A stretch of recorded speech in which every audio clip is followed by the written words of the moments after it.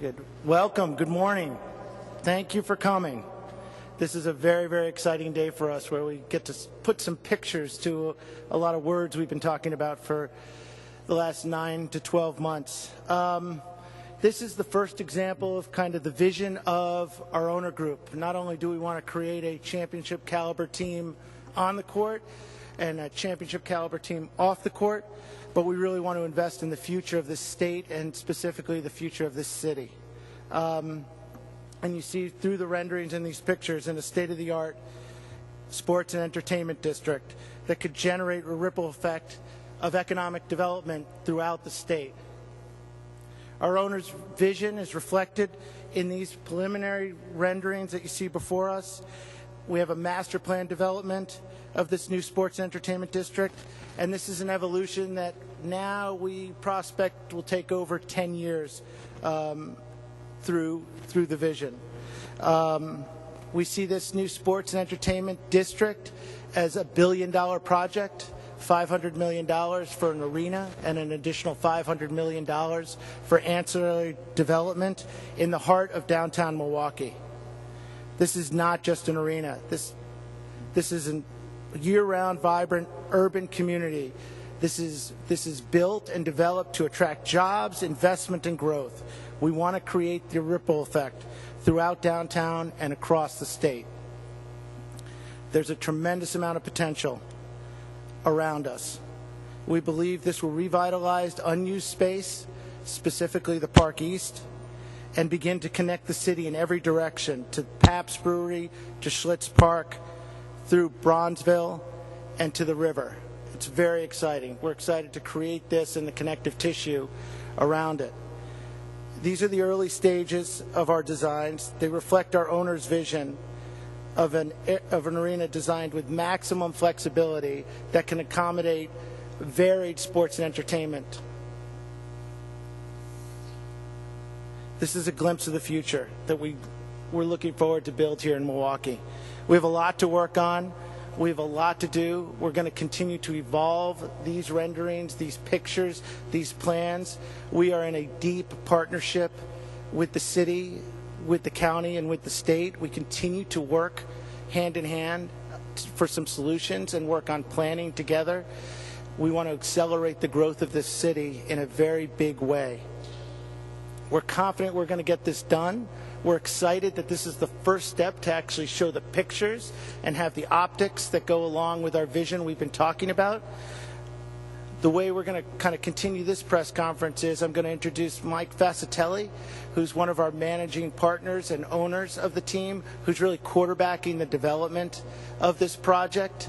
Mike then is going to introduce our design team, who's going to go through kind of an overview and the vision of this design, and then we'll take some questions and answers afterwards. So, Mike Fascitelli. Thanks, Peter. Hello, everyone. First of all, congratulations to the Wisconsin Badgers basketball team. How good was that run?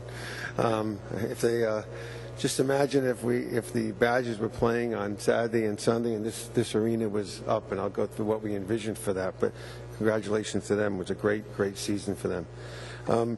We're trying to, as Peter touched on, we're trying to achieve a lot of different goals here. But the first, obviously, is build a world-quality team. And then that team hopefully will generate more and more excitement in this area and beyond. And then obviously to encase and play in a world-class arena that's up to date and modernized. We've done a fairly exhaustive process of putting the design team together and to try to figure out who was the best for this project here in Milwaukee. We want to obviously respect the fact it's the evolution in Milwaukee and the surroundings of the site in the area, the materials of the site, the design of the arena. So we put a lot of thought into how we integrate that in and how we provide this to me is an engine or a nucleus for future development growth for the city and for the state, county. It's not, I think it would be not a successful thing if we just built an arena, but we're trying to build a community and a community center that has a lot of uses at various times, including on the non-game days. One of the things I think we we went into was to try to coordinate and find the site that allows for that ancillary development. And if you see this site here, as you know, most of the land has been vacant to the north for quite a while. This is right north of the Bradley Center. So we think this will be a huge impact. This arena will have a huge impact around those surrounding areas. And the arena is around $1 million. The arena and the plaza, which you can see, is a terrific element of the design here. And then this parking garage will be almost 1 million feet. That will be the initial phase. And then additionally, we think a couple of million feet can be built beyond that over a 10-year period of retail, housing, residential, student housing, entertainment, and office. So this could be a great long-term project, obviously, for the city and the county and the state. One of the things I think that we focused on was the design, as you can see, and it's very much in its process. Getting the local, both Brad is a renowned architect, Brad Clark, who works for Populous. There's only a handful of people who really design arenas in the country, and Brad is one of the preeminent ones in that. And then Greg Ewan, who is a local architect who's worked on our office actually with his team, obviously knows Milwaukee very, very well, and incorporating both a local architect and a well-renowned design architect firm like Populous was one of the strategies to try to make this the best it could be for Milwaukee. I will say that certainly beyond those, we'll try to, again, keep that mix of both local talent and talent that is expertise from outside of Milwaukee to make this the best it possibly can be. And I think we are going to respect the traditions of the buildings around it, the sites around it, and the Milwaukee architectural thing. So we're really, really excited about this. The team is young. The team is growing. The team is a young, exciting team, much improved from last year. Its prospects are terrific. We have a lot of good young players, and we envision a new practice facility as well. So we think these developments with our team and our players, along with a world-class facility and a surrounding area that really is great, is a unbelievable boon for the city and the state, and great for the Bucks too. So we'll answer questions after, but now I'd like to introduce you to Brad Clark, who's the lead architect from Populous on the project. Thank you, Mike. Thank you, Peter. Let me pull my glasses out here. I'd really like to thank Mike and Peter for having us here today. My name is Brad Clark. I'm a senior principal and senior designer with Populous. So excited to be here representing Populous as leader of our tremendous design team. I'll tell you a little bit about our firm. Populous is a global practice that specializes, as Mike said, in the design of these kinds of facilities, the places that draw people together for unforgettable experiences. We have principal offices in Kansas City, in London, and in Brisbane, Australia. Our portfolio of projects is wide and diverse and really ranges from things such as 3 Olympic main stadiums to the design for the new Yankee Ballpark and the new NBA arena for the Orlando Magic. We're thrilled to be entrusted by the Bucks to lead this design team, which includes HNTB and Epstein Ewan Associates. HNTB is a national infrastructure solutions, engineering, and architecture practice with significant sports architecture experience as well. Really happy to have them as a part of our team. With me on the podium today is Greg Ewan. Greg is a founding principal and design director for Epstein Ewan Associates here in Milwaukee. I'm sure many of you know Greg. He's an impressive guy, and his firm has a significant legacy of projects in Milwaukee and in the state of Wisconsin. Our team feels a little bit like we've been shot out of a cannon. I mean, it's been an intensive process. We've had a blast. I've really enjoyed working with Greg and with the guys from HNTB and from Epstein Ewan, and it's been fantastic interacting with the Milwaukee Bucks on this project. It was clear to us from the beginning that the Bucks ownership has a tremendous vision. This really isn't just about designing an arena, which is what we like to do and specialize and do every day at our practice. But this is more than just that. It's more than an arena. It's really a development. It's a bigger and broader vision. This arena design and the associated development looks to the future and honors the significant past and the rich heritage of architecture and the unique spirit of place that is Milwaukee. Now is really the time for this collective team to do something really special. So while preliminary in nature, we do have represented with the three boards behind me the vision for this project, and I'll speak to each one of them individually. First of all, in the center, in this aerial view, is a depiction of the new 17,000-seat arena and what we're calling the entertainment live block, which is that area to the east of the arena proper. This project, again, is more than just that core. While it's the anchor, it's surrounded by development on all sides that includes entertainment, commercial uses, hotel, residential, parking and office uses, as well as Peter mentioned, a new practice facility for the Bucks at the western end of the Park East property. The arena itself, as well as the live block, fronts existing 4th Street. We envisioned that 4th Street would be closed to create an expansive plaza between the live block and the arena. And the connections, as Peter and Mike have both pointed out, are really, we think, tremendous for this particular site, with extensions particularly across the river, to Water Street, to the vibrant downtown core, south to the Wisconsin Center, and over to the 3rd Ward, and then, of course, north to Schlitz Park, Bronzeville, other neighbors and communities beyond. Highway access is good, and the pedestrian connections are really excellent. The second drawing on the right is a more zoomed-in view, still from an elevated perspective. And again, as we've kind of touched upon to this point in the presentation, the arena is really envisioned to express two things. It's really the sort of natural beauty of the area, of the region, and then also the kind of heritage of industry and of craftsmen and the sort of the heritage of this community. And that's expressed in expressive structure, areas of transparency, and a very sort of fluid roof form that evokes conceptually the ripples of the water, whether from the lake or the river, and really takes that up and over the actual arena project.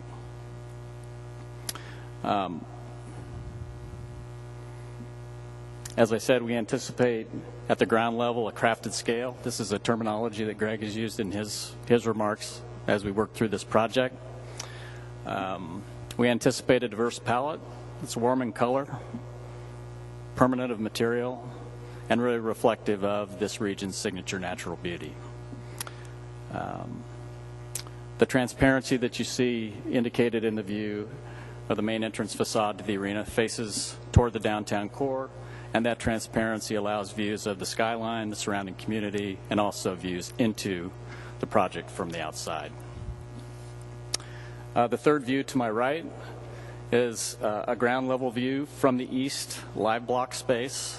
And I think this gives you a sense of the spectacular opportunity that we have with the arena location, which anchors the end of this live block across the expansive plaza. And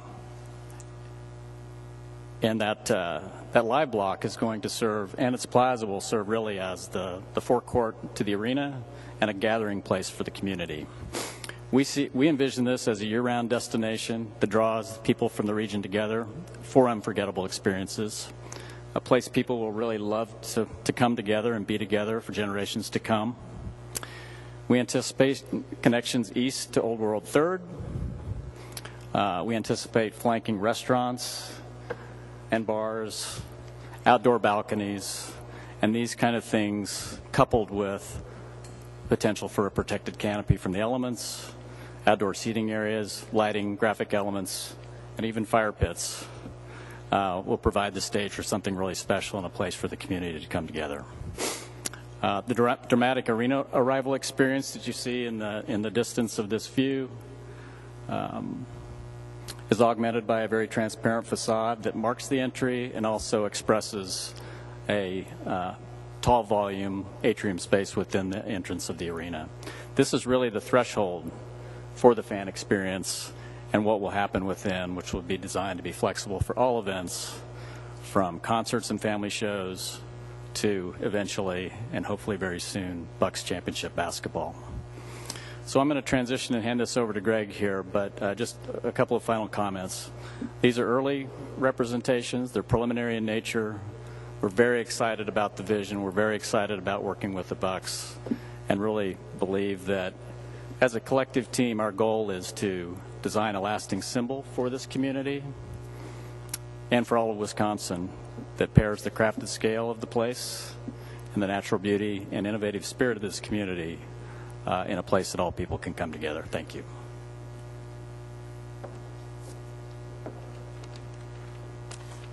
Thanks, Brad. Good morning, everyone.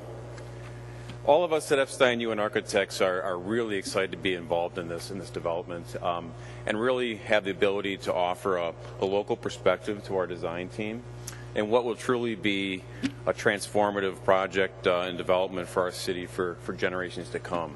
So I guess as the Milwaukee guy here, I can tell you this, that in working with these owners, they really do have the best interest of our community in mind here and everything that they've been doing, and very impressive vision that they put out here.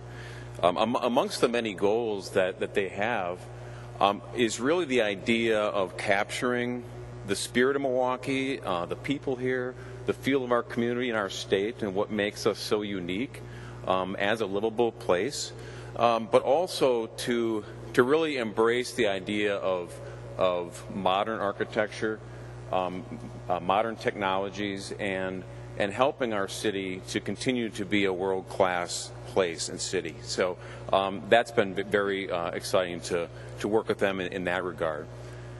With regard to the site, Mike had mentioned this particular site. We're very excited about this location for a number of reasons. Those of you, many of you know, 15 years ago, this was an elevated freeway. That it was a dark concrete barrier that really separated our city. And today, looking at this vision and what this could be, this now allows us to finally realize the full potential of some of these Park East blocks that have been there for development. I like the fact that there's a scale here that allows us to develop multiple blocks in a cohesive urban plan that allows us to look at the highest and best uses over a long period of time and really create a destination that can really transform this part of our city. And I think as you look at this vision, what will be different than today walking around the Bradley Center is that this will become a connected neighborhood. A neighborhood that includes residential, people that will live here, work here, and be entertained here. And that makes it a 24/7, 365 type of a neighborhood. And it also will begin to connect some of the other very successful developments and neighborhoods in the immediate vicinity. So you have the brewery to the northwest, you have Bronzeville, you have the Schlitz Park, and even the Beer Line District to the north. To the east, the Riverwalk and Old World 3rd Street, and even Wisconsin Center District to the south. So it really begins to fill this area with a scale that I might also add is very doable. This is realistic stuff. This is not pie in the sky. If you look at the scale of this, it's something that's very doable for our city to actually not only envision but to create. So again, we're just very excited to be involved in this, and thank you to Brad and to HNTB and Populous and for having us on their team, and the owners, and embracing the local design community. Thank you very much. So we'll now open it up to some Q&A. Anything design specific, I'll kind of give to our design crew. Anything I don't want to answer, I'll give to our owner, who can answer the difficult questions on anything. So if we want to open it up. I guess the funding still mechanism for that, but what do you anticipate who owning what? Well, we think this is going to be a public-private partnership, probably with an authority created to oversee this district. So we see this being publicly owned land, and possibly, if we're going to guess now, the team and other developers would buy or lease partials.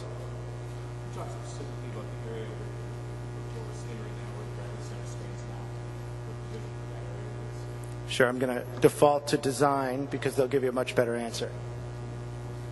So, sure. Yeah, just the once this is done, and this is the Bradley Center will be taken down, and then you see the right to the south of it now some makings of a retail couple-story building. Then on there's plans for small office building, potentially a hotel, and some residential. So the block, if you look back here, that's where the Bradley Center is right now. So if you over time, those will get built out and connect. This is all integrated together. Michael, I'm curious. Hi Don, how are you? Good. You've done many projects, a lot in Manhattan. What level of confidence do you have in this city that this can spawn $500 million worth of ancillary development in and around here? You know, Don, I've been in the real estate business for about 30 years. It just shows how old I am. And primarily in Manhattan, but we owned the Merchandise Mart in Chicago and did a lot of development around that. River North became a hot area in Chicago, for those of you who know that. In Cleveland, we did the Cleveland Medical Mart, which spawned a lot of development around that. I'm fairly confident, Don, that if we, and I think we will get it right, that this will spawn the development around. It's hard to tell exactly what that timetable is because it has to stand on its own, each of these uses. So hopefully there'll be a mix. It's not going to be one product type. Obviously, we attract an office user that could speed that timetable up. So I'm pretty confident that over the period of time, we'll have good ancillary development opportunities. We picked a site that I think is a integrated site, easy vehicle access, good walking access, and I think over time that should be able to be successful.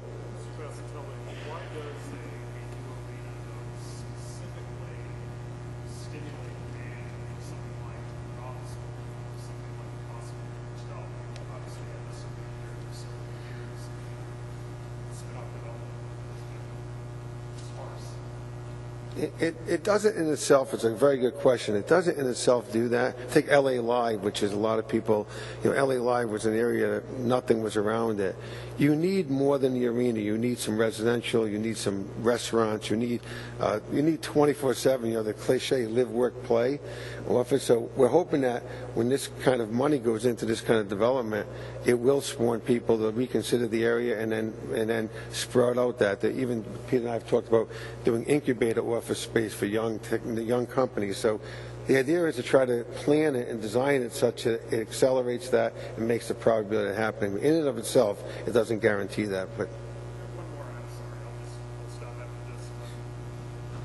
The various ancillary developments that are depicted here as possibilities, does your ownership group do part of these, some of these, all of these? I get the impression that you would just be doing the current Bradley Center block. The rest of this would likely be done by whomever the developers that might be interested in investing in this area, given your investment. I think we welcome this is a practice facility up here. I think for all of this development here, I think we see multiple people, Milwaukee developers participating in that in a big way. So it's not exclusively to us by any means. Yep.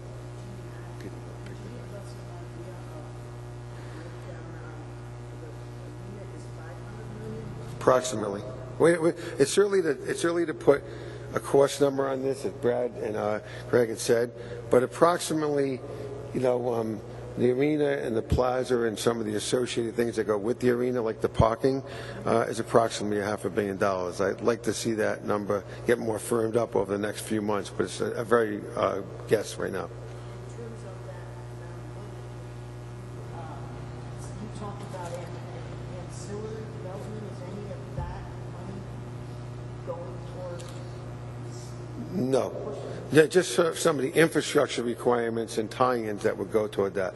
But obviously, if we do a road in the plaza to tie into the block beyond, we'll do that then, but no. Is consideration the fact that releasing the drawings and the details of the ancillary development might help build support in Madison, particularly among outstate lawmakers who now can kind of put a picture, put a face on what they'd be asked to pay for? Oh, without a question. I mean, the optics, it becomes reality. So, I mean, I think it's very important to put a visual, like, with what the concept is. So this is the beginning of making this real, in a way. So, and we've had great support from Madison. We've had great support from the county and great support from the city. But this is one of the steps that gets us much closer to actually having a plan and an agreeable next step.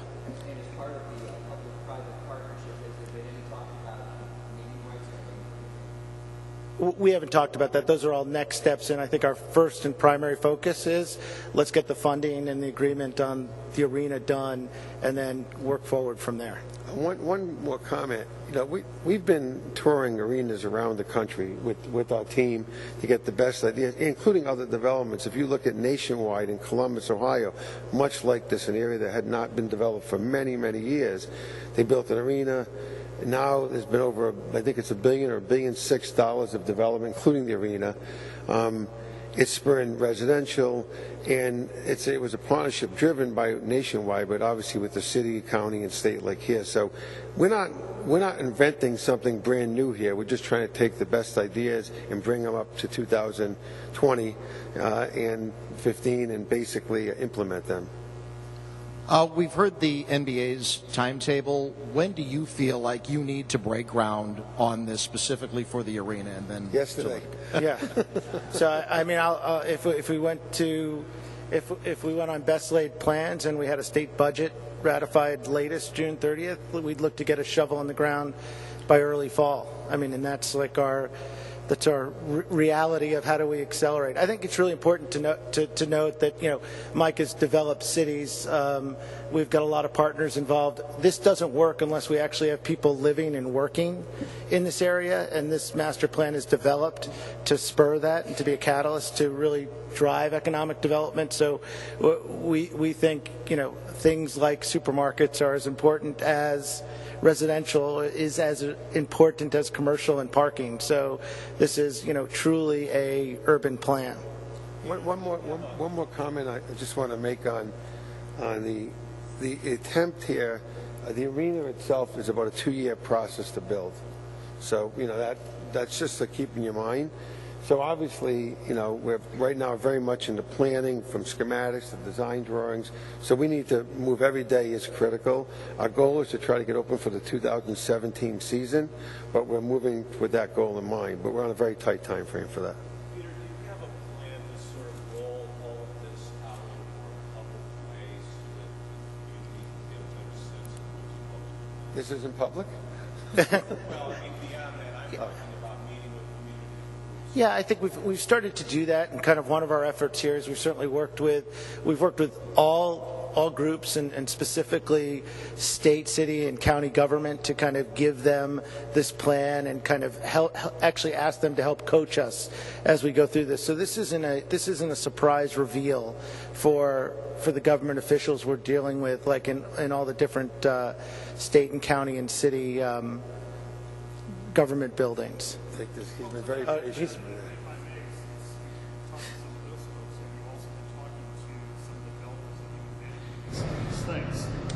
I'd say we are, and as a lot of people know in this room, we are on parallel paths to do many, many things, but no, we're not at liberty to say who we're developing with. In that, again, our priorities are to get the funding and get a package together for the arena, to get buy-in for the ancillary development, and then start that process. So we have certainly had embryonic conversations with every developer in the city, the state, and the region. I'm just going to go over here for a question. Sorry.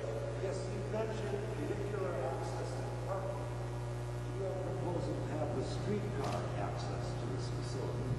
I think we've accommodated streetcar access and station in the plaza, but it's not. That whole project hasn't been fine-tuned enough to be that more specific than that. We're going to take 2 more. Could we get the designers to talk a little bit more about some of the materials that you might be using in this building? perhaps a little bit about how this building reads from the Juno side of the building? Yeah. And are we seeing light coming through the roof and the logo on the roof? Can you talk a little bit about those things? Yeah. The materiality of the project is still, as so much of this is still preliminary. You know, I mentioned that we're looking at things that are warm in color, permanent in nature. I don't think we know exactly today, Mary Louise, exactly what those materials are. You know, we're in the early stages of working with the team and with our design team on what that is.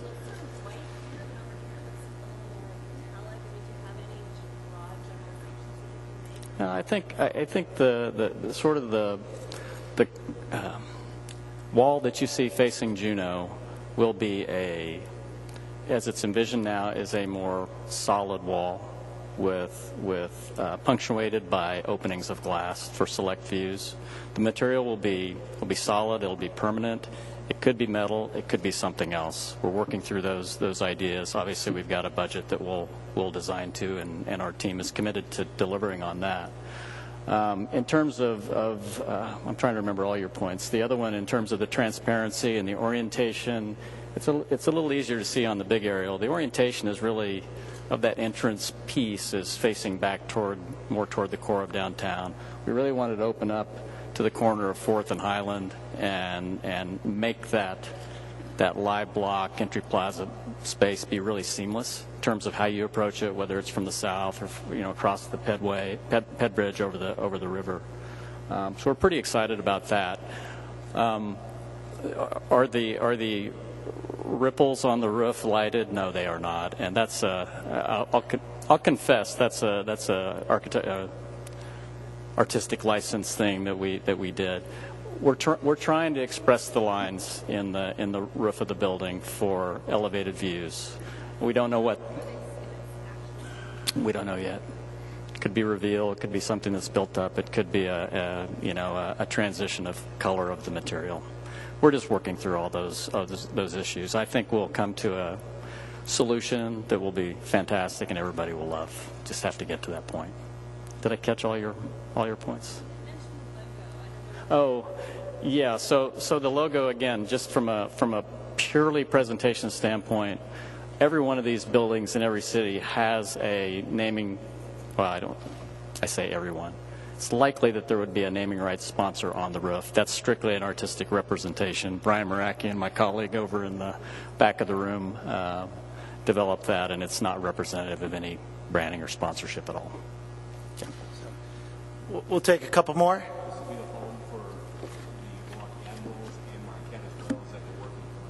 Yeah, I think our working plan is very flexible. Like, as we figure out what the final design is and who the participants are and how we form the partnership, with the state and with the city and the county.